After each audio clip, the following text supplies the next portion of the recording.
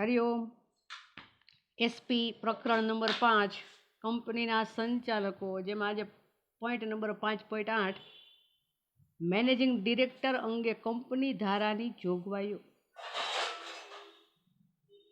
Company ધારા અનુસાર company સંચાલનની તમામ સત્તાઓ સંચાલક મંડળ એટલે કે બોર્ડ ઓફ ડાયરેક્ટર્સમાં સ્થાપિત થયેલ હોય છે.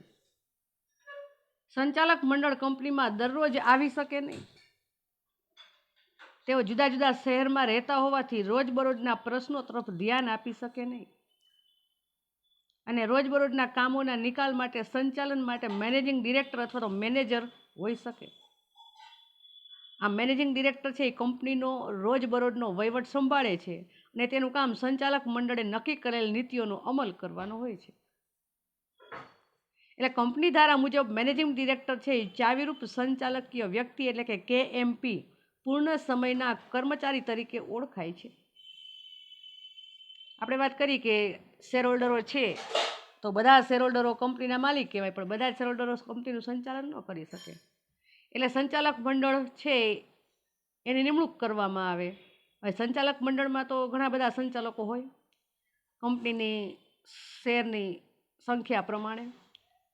તો બધા જ સંચાલકો છે એ એકી સાથે કાયમ માટે કંપનીમાં હાજર રહી શકે નહીં, રોજબરોજનો વહીવટ પણ કરી શકે નહીં, કારણ કે બધા જ સંચાલકો એક જ શહેરમાં રહેતા હોય એવું જરૂરી નથી.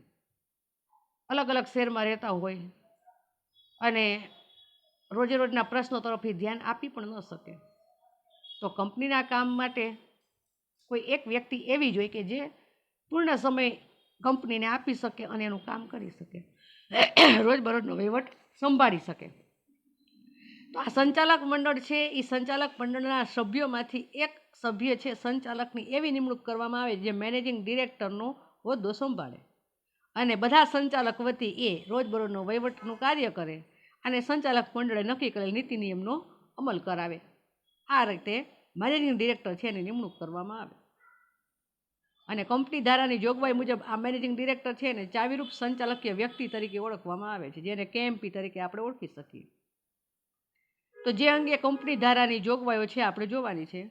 તો સૌથી પહેલાં તો મેનેજિંગ ડિરેક્ટર છે એની નિમણૂક કરવા માટે જે જોગવાઈઓ છે તો એમાં કેવી રીતે નિમણૂક થાય. તો કે પહેલું છે કે મેનેજિંગ ડિરેક્ટરની નિમણૂક અંગે 4 બાબતો છે. એક તો કંપનીના નિયમન પત્ર અનુસાર એની નિમણૂક કરી શકાય, એટલે કે નિયમન પત્રમાં જે જોગવાઈ હોય મેનેજિંગ ડિરેક્ટર માટે એ જોગવાઈઓને ધ્યાનમાં રાખી અને મેનેજિંગ ડિરેક્ટરની નિમણૂક કરી શકાય. બીજું કે કંપની સાથે સમજૂતીથી કરી શકાય, એટલે કે જ્યારે ડિરેક્ટર છે સંચાલક મંડળમાંથી કોઈની ડિરેક્ટર તરીકે નિમણૂક કરવામાં આવે તો એ કંપની સાથે એનો કરાર થાય, સમજૂતી કરવામાં આવે અને એ પ્રમાણે મેનેજિંગ ડિરેક્ટર છે એની નિમણૂક થાય છે. બોર્ડ ઓફ ડિરેક્ટર્સની સભામાં કરી શકાય. સંચાલક મંડળના સભ્યો છે એની બોર્ડ ઓફ ડિરેક્ટરની સભા બોલાવવામાં આવે અને એમાં જ કોઈ વ્યક્તિની સંચાલક તરીકે નિમણૂક કરવામાં આવે અને કંપનીની સામાન્ય સભામાં કરી શકાય. સામાન્ય સભા એટલે શેર હોલ્ડરની સભા, જેમાં બધા શેર હોલ્ડરો હાજર હોય અને બહુમતીથી ઠરાવ પસાર કરી અને નિર્ણય લઈ અને મેનેજિંગ ડિરેક્ટર છે એની નિમણૂક કરવામાં આવે. તો આ 4 રીતે મેનેજિંગ ડિરેક્ટરની નિમણૂક કરી શકાય. બીજું કે મેનેજિંગ ડિરેક્ટર તરીકે માત્ર વ્યક્તિની નિમણૂક થઈ શકે, કોઈ પેઢી કે સંસ્થાની નિમણૂક કરી શકાય નહીં. કોઈ ભાગીદારી પેઢી હોય કે કોઈ સંસ્થા હોય અને એમ કે અમે કંપનીનું સંચાલન કરશું તો એમ નિમણૂક ન થાય. કોઈ પણ વ્યક્તિની નિમણૂક છે એ મેનેજિંગ ડિરેક્ટર તરીકે થઈ શકે. કંપની ધારાની જોગવાઈ અનુસાર એક જ સમયે મેનેજિંગ ડિરેક્ટર અને મેનેજરની નિમણૂક થઈ શકે નહીં. કાં તો મેનેજરને કાં તો મેનેજિંગ ડિરેક્ટર બંનેની એક સાથે નિમણૂક કરી શકાય નહીં. ત્યાર પછી તો કે મેનેજિંગ ડિરેક્ટરની નિમણૂક એક સાથે 5 વર્ષ માટે કરી શકાય, એટલે કે સંચાલકો છે કાં તો શેર હોલ્ડરની સભામાં અને કાં તો સંચાલક મંડળ બોર્ડ ઓફ ડિરેક્ટરની સભામાં નિર્ણય લે અથવા તો કંપની સાથે કરાર કરીને કોઈ પણ રીતે જ્યારે કોઈ મેનેજિંગ ડિરેક્ટરની નિમણૂક કરવામાં આવે ને એટલે 5 વર્ષનો કરાર હોય કે એ એકી સાથે 5 વર્ષ સુધી કંપનીનું સંચાલન કરશે.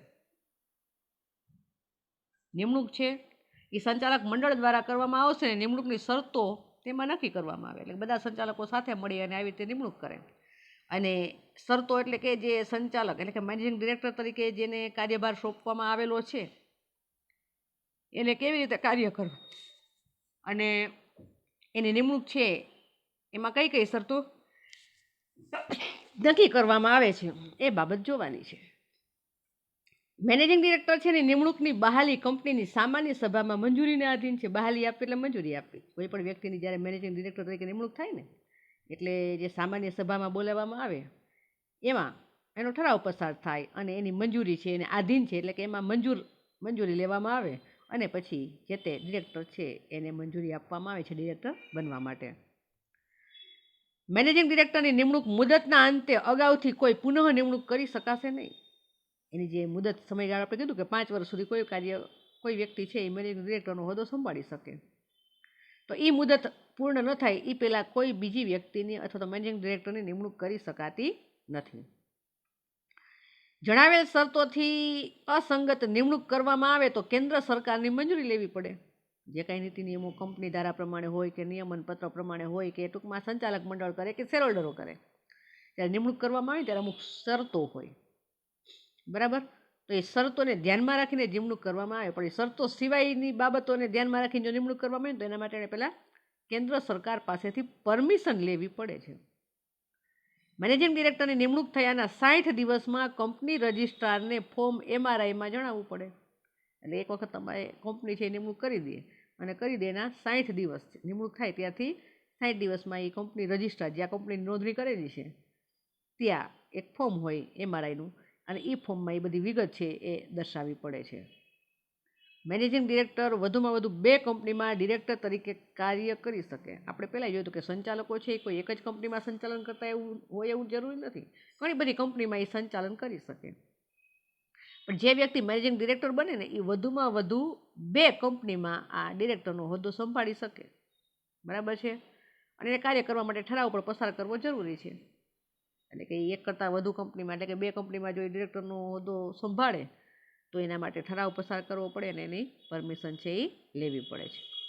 તો આ રીતે મેનેજિંગ ડિરેક્ટર છે એની નિમણૂક છે એ કરવામાં આવે છે. પછીના મુદ્દા નેક્સ્ટ લેક્ચરમાં. હરિઓમ.